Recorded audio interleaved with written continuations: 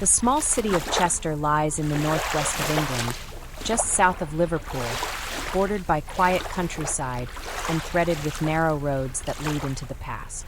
It's an old city, one of the oldest in Britain, known for its stone walls, its quiet canals, and its steady pace of life. It's not the kind of place where stories begin with mystery. Things there are familiar, grounded, and understood.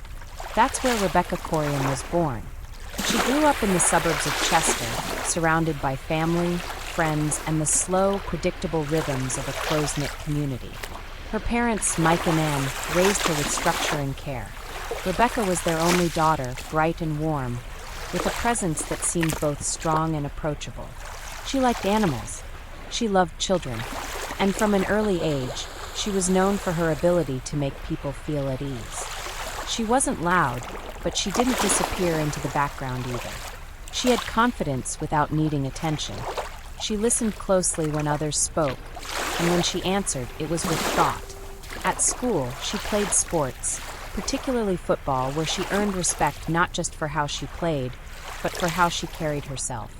She didn't like to lose, but she didn't make a scene when she did. She was composed, even as a teenager. After finishing her schooling in Chester, Rebecca went on to study at Plymouth University and later at Exeter. Her focus was on youth work. She was drawn to people, especially those going through difficult times. She didn't want a job that would keep her behind a desk. She wanted to be where things were happening, where she could help, support, and stay in motion. At one point, she traveled to the United States to take part in a youth camp program. She worked with children from a range of backgrounds, some of them facing hardship, others simply looking for connection. It suited her. The structure of the camp, the long days, the emotional energy, all of it aligned with the way she liked to work. When she returned home, she was still searching for what came next. She wasn't unsettled, just curious. She wanted something more than routine. That's when she learned about the opportunity with Disney Cruise Line. The position wasn't glamorous in the traditional sense. It was hard work, long hours, and far from home. But for Rebecca, it felt like a perfect fit. It involved travel. It involved children. It offered structure, but not stillness. And Disney, with its reputation for careful vetting and family-oriented branding, felt like a safe next step. She applied. She was accepted. And in 2010, she joined the crew of the Disney Wonder. The ship sailed out of Los Angeles and traveled the Pacific, often between the coast of California and ports in Mexico. It was a floating city, sleek, brightly lit, and carefully managed. Thousands of passengers, hundreds of crew members, entire systems designed to keep every part of it running without interruption. Rebecca worked in the youth department. Her job involved organizing activities for children, supervising play areas, and making sure that guests, particularly families, had what they needed. The schedule was strict. The ship followed fixed routes. Crew members lived on board full-time, in designated quarters. Off hours were limited. Personal space was minimal. Still, she settled in. Those who worked with her described her as friendly, reliable, and focused. She took her work seriously. She knew the rules. She followed procedures. She spoke about her family often, especially her parents and her uncle, with whom she was close. She kept in touch regularly, emails, phone calls, small updates. She missed home, but she wasn't unhappy.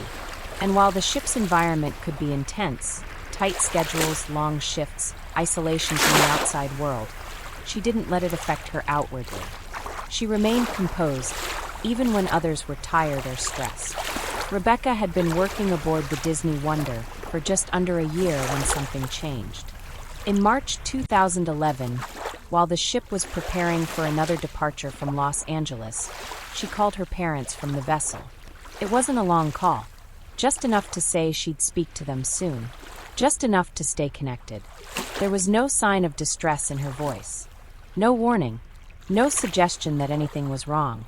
But within 24 hours of that call, Rebecca Coriam was gone.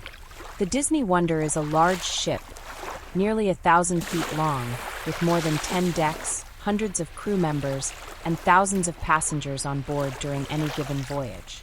It operates with precision, staff follows strict schedules. Everything is timed, logged, and managed. Crew quarters are located on the lower decks, out of sight from guests, arranged in narrow corridors with small shared cabins, fluorescent lighting, and few private spaces. It's a place where everything functions on routine. Days begin early. Shifts are long. Breaks are short. Most crew members wake, work, eat, and sleep on a carefully organized cycle that repeats for months at a time. For someone like Rebecca, whose job involved overseeing youth programs, that meant early mornings and late nights. She was responsible for supervising playrooms, leading group activities, and managing children whose energy never quite matched the fatigue of the staff around them. Despite the pressure, Rebecca adapted. She understood the expectations. She worked well with colleagues and maintained a balance between professionalism and warmth. She wasn't loud, but she wasn't distant either. She had friends among the crew, other young adults, many from the UK, who were there for similar reasons.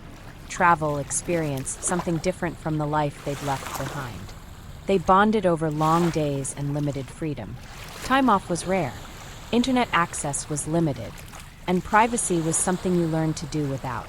Still, within those constraints, they built their own kind of rhythm. They ate in the staff dining areas. They shared dorm-style rooms. They spent their breaks walking narrow decks, sitting in corners of crew-only lounges, talking late into the night between early morning wake-up calls. The environment created closeness, but also distance. For many, working aboard a ship meant being surrounded by people, but never truly known. The work kept them moving. The ship kept them apart from the outside world. It was possible to spend weeks beside someone and still not know how they were really feeling. Rebecca, by most accounts, seemed steady. She checked in with her family frequently. Her Facebook page was active when internet access allowed. She'd message her parents with brief updates. She told them she was busy, tired, but fine. She spoke of planning a visit home. She asked how things were. There was nothing unusual in what she said. One thing that stood out, in retrospect, was that her messages didn't go into much detail. She kept things light. When she was home between contracts, she'd speak more freely. But while aboard the ship, her updates were short. It wasn't strange at the time. Connectivity was limited, and crew life didn't allow for long conversations. Still, some later wondered whether there were things she hadn't said. She had been on board for nearly 9 months at the time of her disappearance. It was not her first contract, but it was one of the longer stretches she had completed without a significant break. Those who knew her said she was beginning to feel worn down by the hours. She was still doing her job well, but she missed home. She had mentioned feeling stressed. Nothing alarming, just tired. She spoke often of her Uncle John, with whom she was especially close. They shared a bond that had been steady since childhood. Rebecca often turned to him for advice, sometimes even before her parents.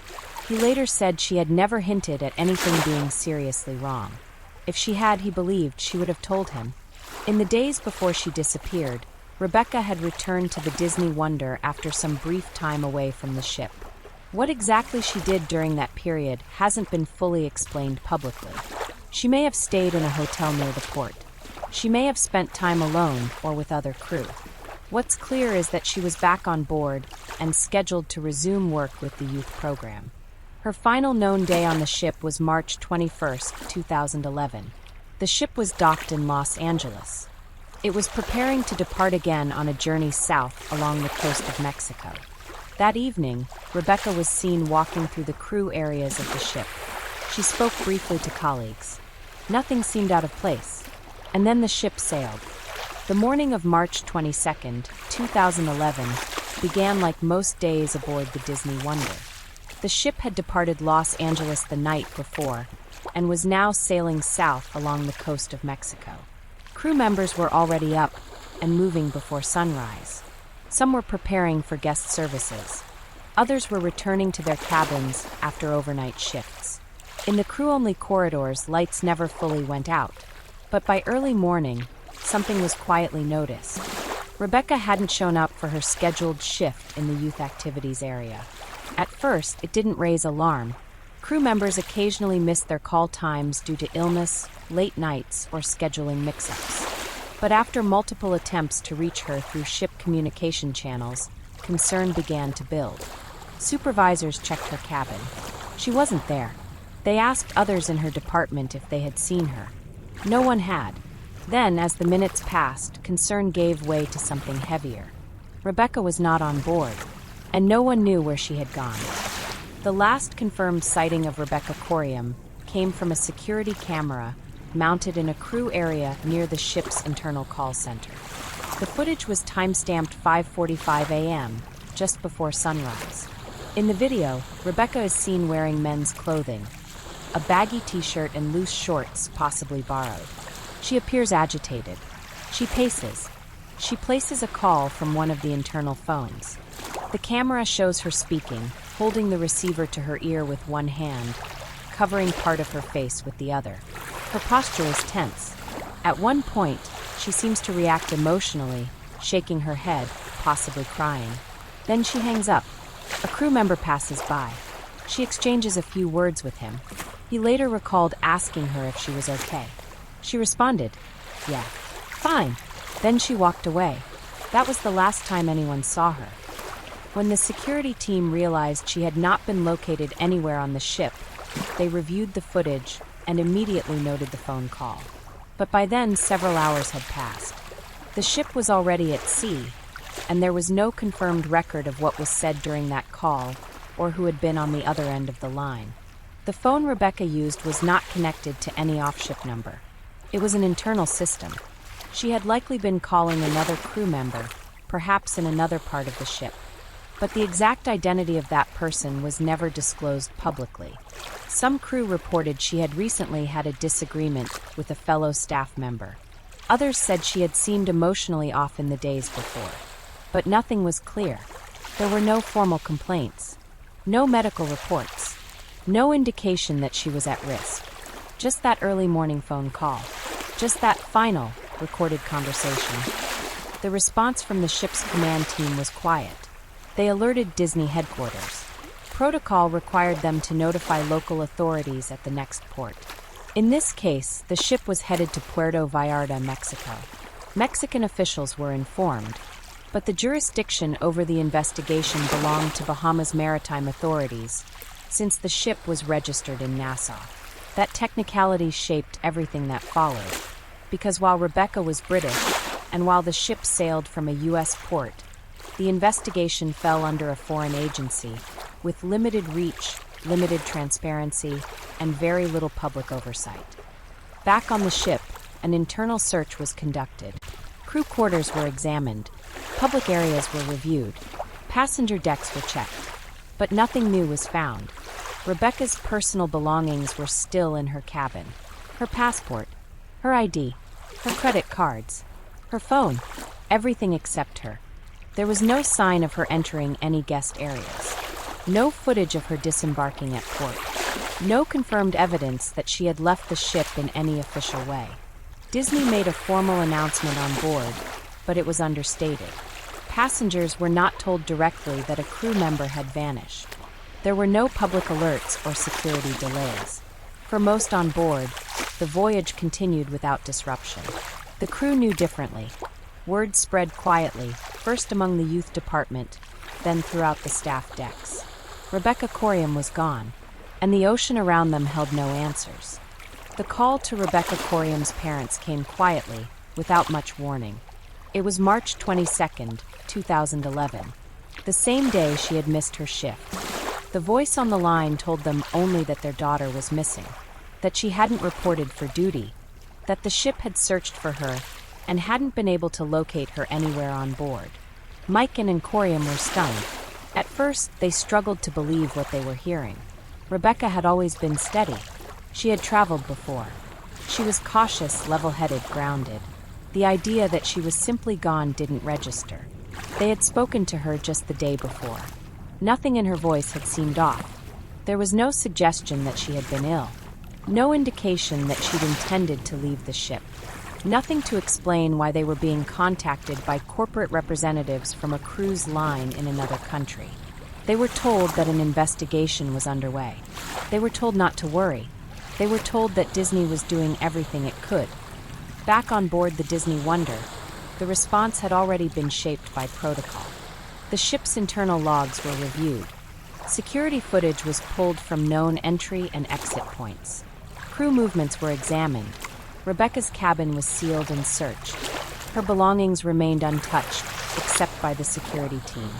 Her work uniform was still folded. Her name tag was on the desk. There was no letter, no journal entry, no sign of a plan. She had simply vanished in the time between 5:45 a.m., when she made that call, and the late morning hours when she failed to appear for her scheduled duties. Disney's official approach was cautious.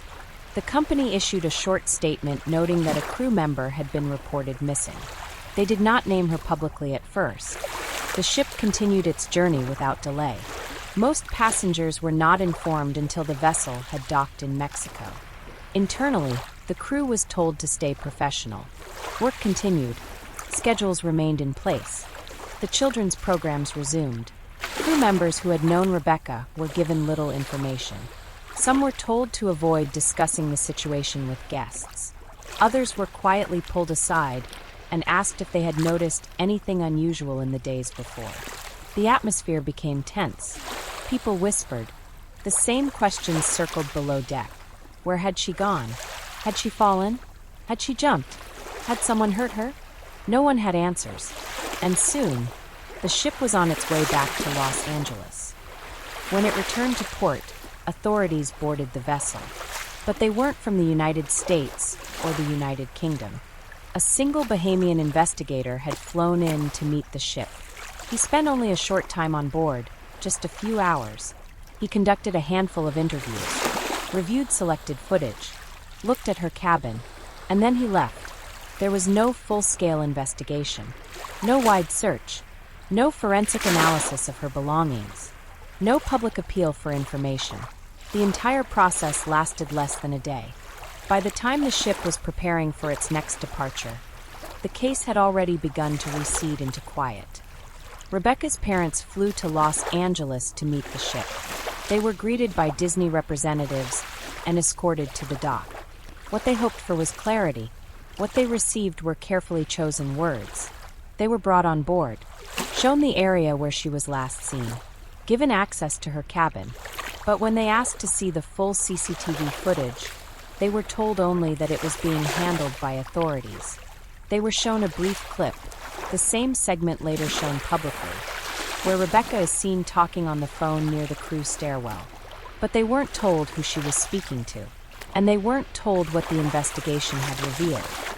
The Coriams left the ship with more questions than they'd arrived with. They returned to England with Rebecca's belongings in a single suitcase.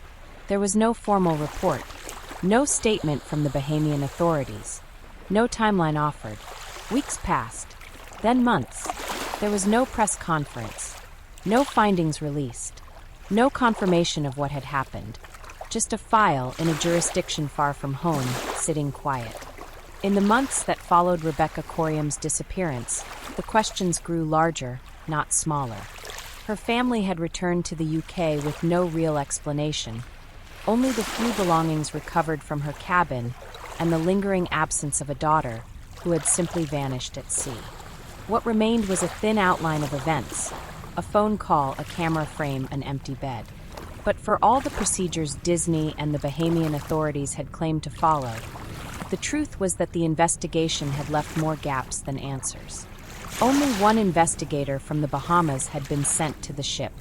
He stayed for less than a day. No forensic experts were brought in.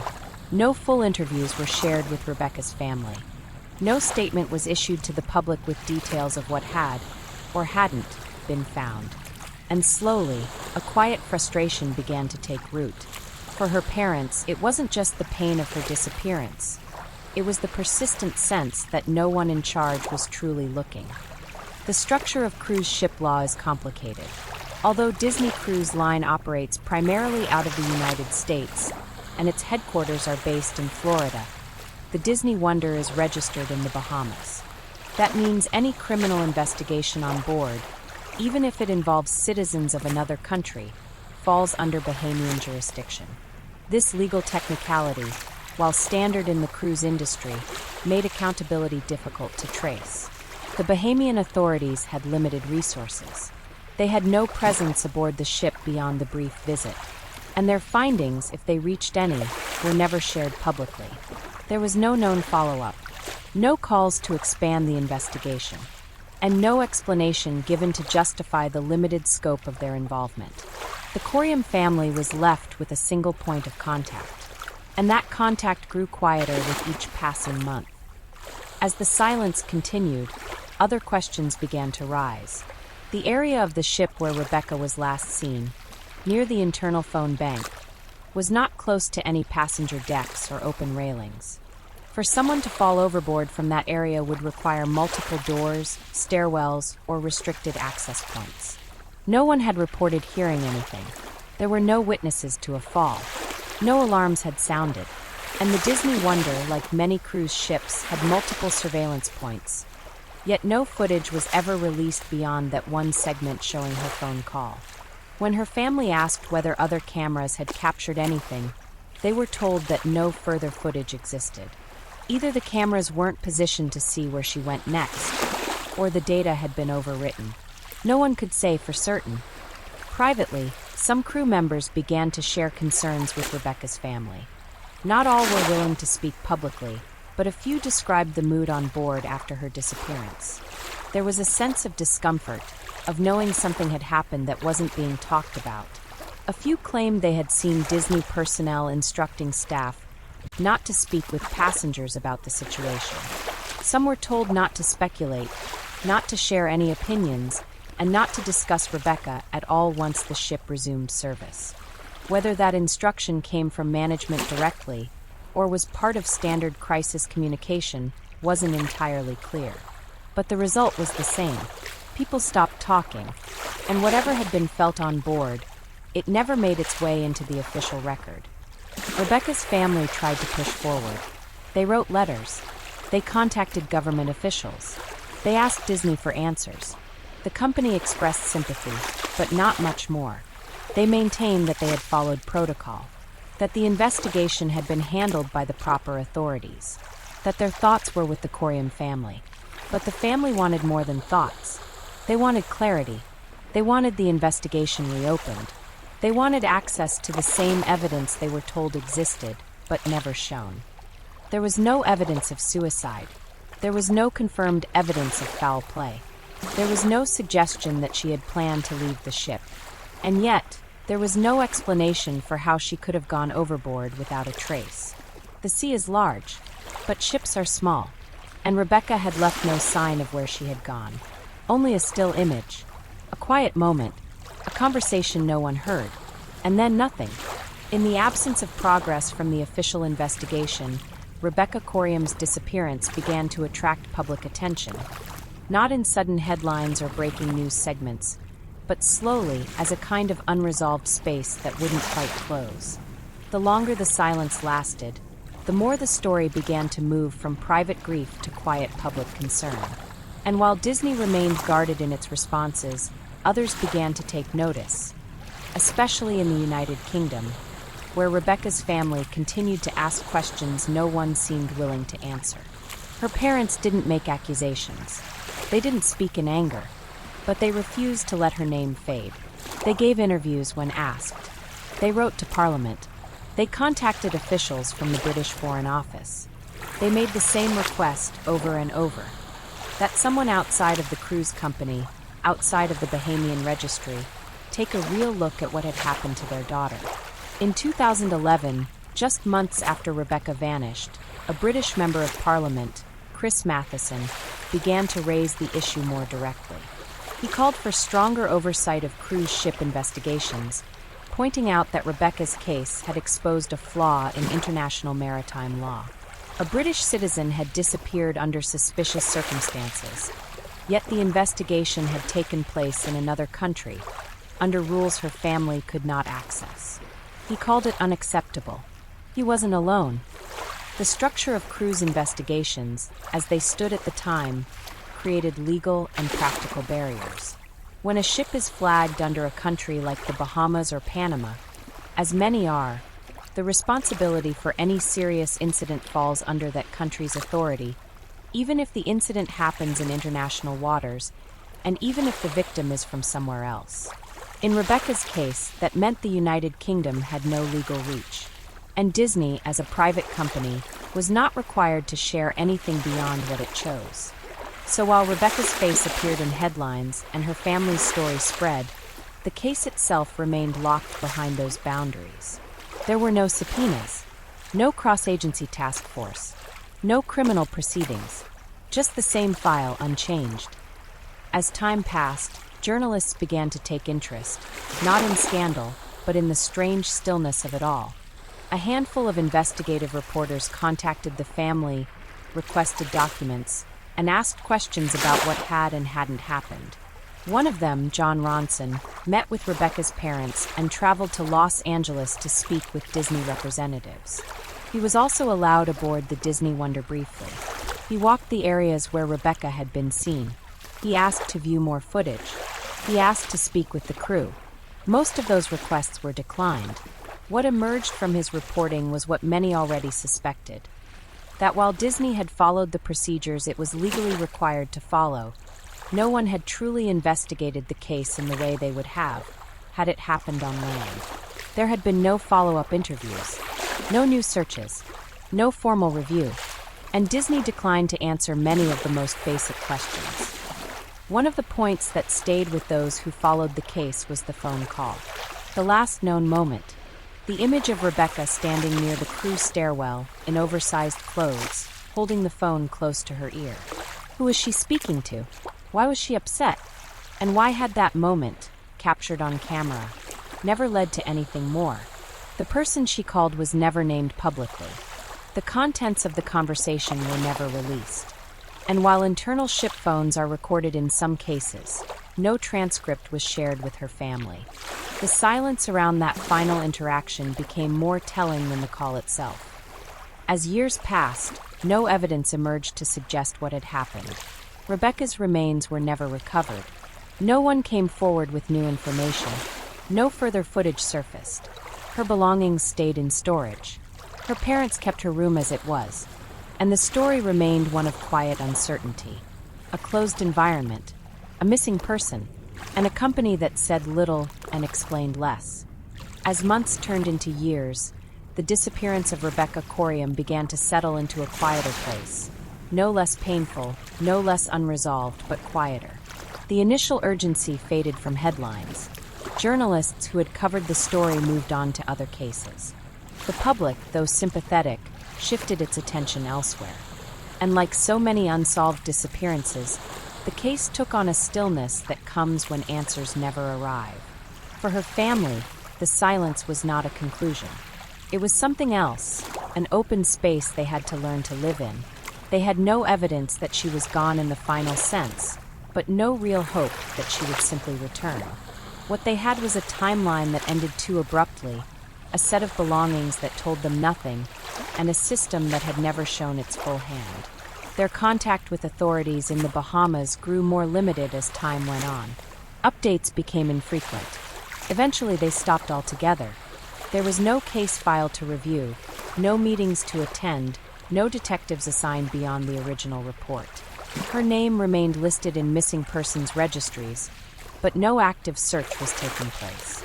Not officially, not publicly, and yet her parents continued. They remained present, steady, and composed. Each time an anniversary approached, they made themselves available. Each time a reporter called, they answered. They never dramatized the story. They never speculated wildly. They spoke only about what they knew.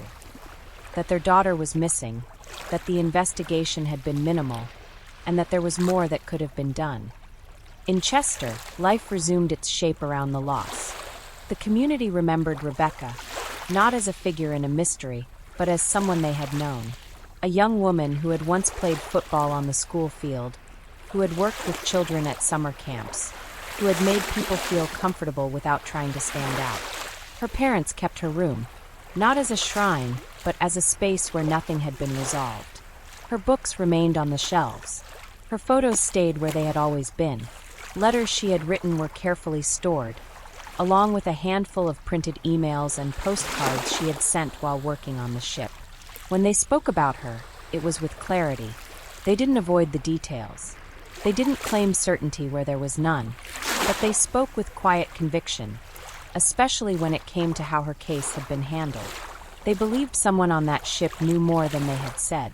They believed the truth had not been shared, and they believed their daughter had not simply disappeared without cause.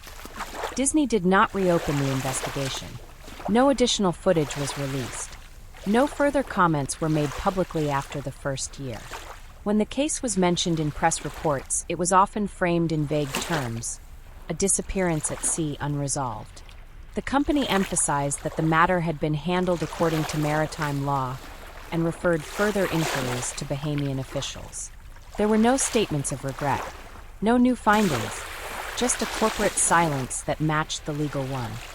As the years passed, Rebecca's name began to take on a different shape, not as a headline, but as a quiet symbol of what happens when systems do not fully engage. Her disappearance became part of broader conversations around cruise ship safety, international jurisdiction, and the rights of workers who live on floating cities far from their home countries. Advocates for maritime reform pointed to her story in policy discussions. Lawmakers cited it in arguments for greater transparency, and families of other missing persons reached out, not just to share their sympathy, but to say that they understood what it meant to live without answers. In that way, her case never disappeared completely. It became part of something larger, a reminder not only of one young woman's disappearance, but of how easily responsibility can drift when no one insists on holding it in place. After a certain point, stories like Rebecca Coriam's begin to live not in events, but in memory.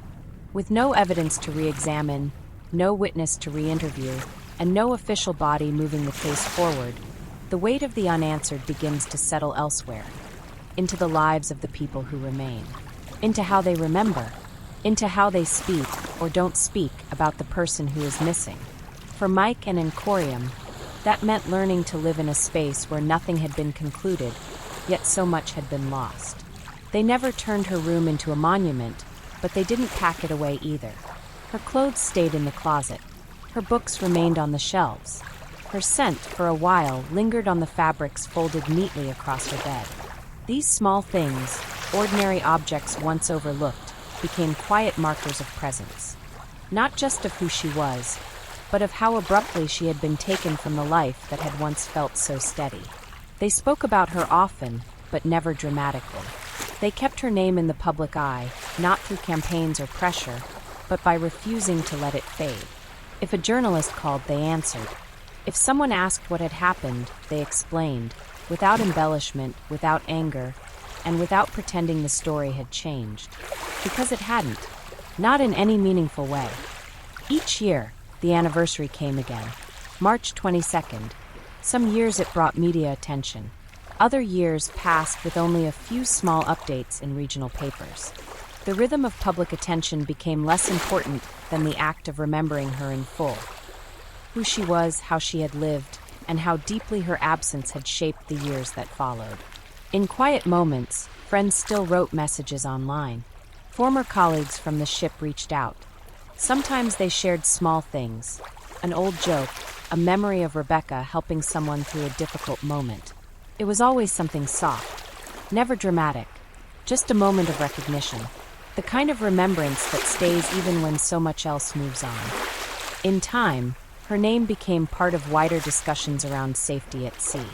Activists pushing for stricter regulations in the cruise industry cited her disappearance as a case that showed how vulnerable crew members could be.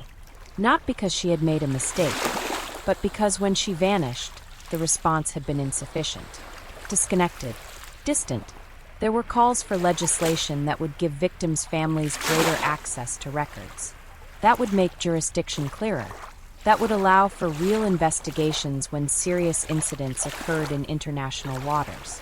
Rebecca's case was named in several of these efforts, not just as a tragedy, but as a reason to change how things work. Some of those reforms moved forward, others stalled. but her story remained part of the record. Her uncle, John, remained especially close to her memory. They had shared a strong bond before she vanished, and after, he became one of the most consistent voices asking questions about the phone call, about the footage, about why no one had followed up in a meaningful way. He did so calmly but persistently, not because he believed in a specific theory, but because he believed someone hadn't told the truth, and because he knew who Rebecca was. She hadn't been unstable. She hadn't been careless. She hadn't just walked away. The hardest part of the story for many was not just the disappearance itself, but the place where it happened. A ship, a space with limited exits, a contained environment, and still no answers. Just a quiet camera frame, a phone left unanswered, and a girl who was never seen again. As the years continued on, the space where Rebecca should have been remained exactly that, a space. Her parents, Mike and Anne, did not pretend otherwise. There were no stories invented to soften the loss, no attempts to reframe her absence with forced optimism. What they had was a quiet truth. That she was gone, that no explanation had ever come, and that the systems around her disappearance had fallen short of what any family should expect. They held on to the belief that someone knew more, not because they clung to suspicion, but because the facts of the case had always been incomplete. A young woman had vanished from a closed environment, on a ship with surveillance, structure, and security. Her last known moment was recorded. Her belongings were left behind. The investigation was brief. No follow-up came, and the answers, if they existed, remained carefully out of reach. That was never easy to accept, but the Coriam family lived with it, not passively, but quietly. In Chester, life moved on in ways that felt both normal and strange. Rebecca's absence was never the loudest thing in the room, but it was never gone either. Friends married, cousins had children, new families moved into the neighborhood. But Rebecca's memory held a steady place. Among those who had known her, who had grown up with her, who had played football with her or studied beside her in class. They didn't need reminders. They remembered her smile, her dry sense of humor, her way of paying attention when others spoke, her ability to hold steady, even in long conversations about difficult things. That memory remained untouched. Time didn't distort it.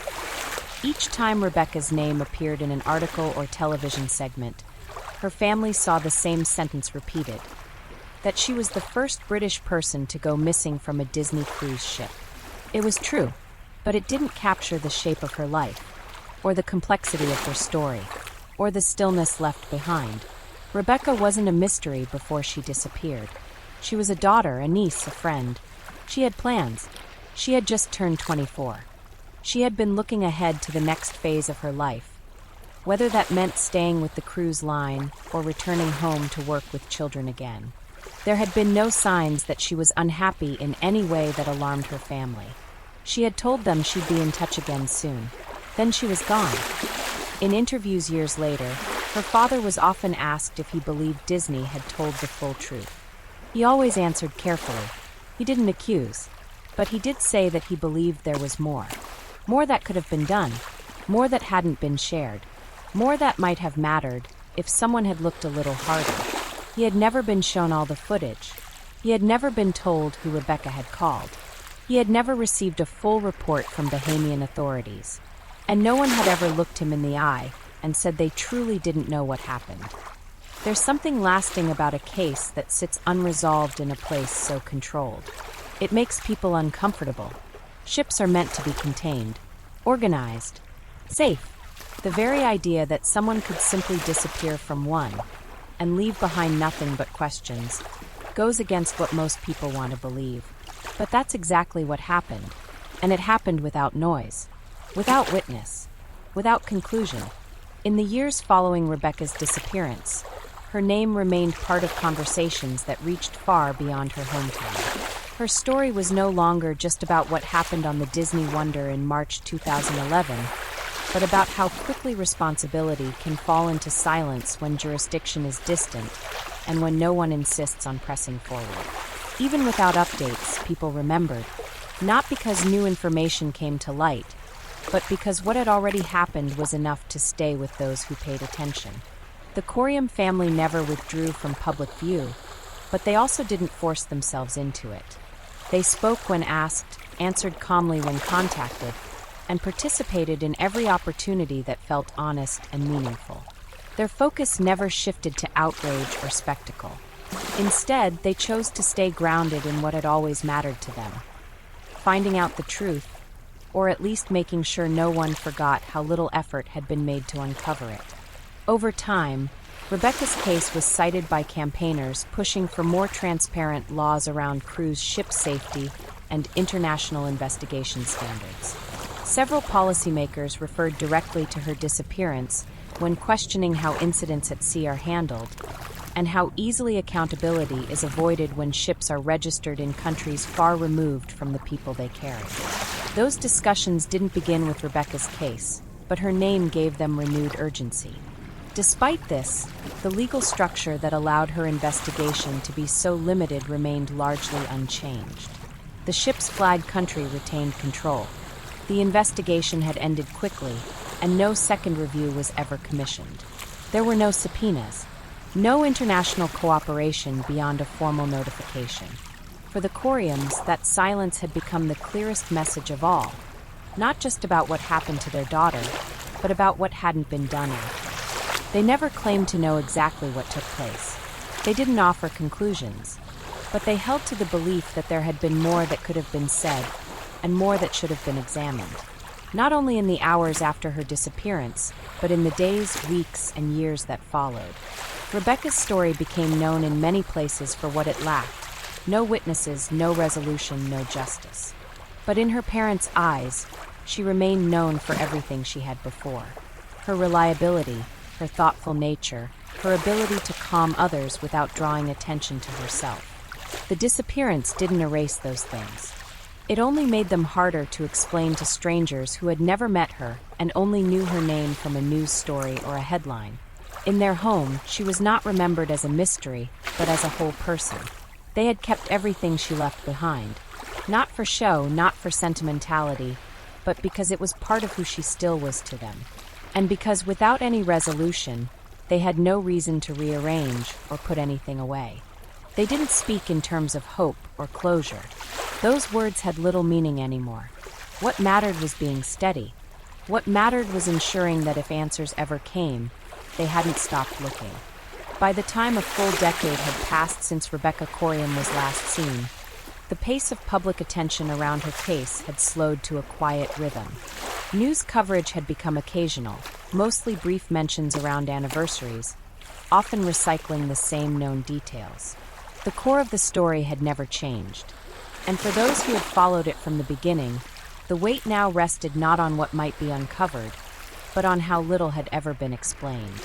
In Chester, her family continued to live with that space, one that didn't close, didn't heal, and didn't shift into anything more manageable. There was no sense of beginning and end, no timeline that offered structure. What they had was something that stayed open year after year, requiring a constant adjustment to absence. They still didn't speak in terms of loss that had resolved, because in their experience, nothing had. There were no new updates, no developments, and no official agency reaching out to say the case would be revisited. The Disney Wonder continued to operate. The company moved on. The ship's name changed in headlines, only occasionally tied back to the event. For those who had worked on board at the time of Rebecca's disappearance, the memory may have faded.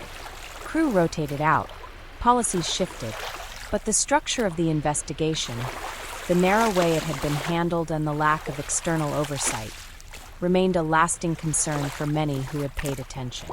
Occasionally, individuals from the maritime industry would speak privately about how things could have gone differently, not with any bold revelations, but with the understanding that once jurisdiction passed to the Bahamas, likelihood of a thorough investigation had dropped significantly.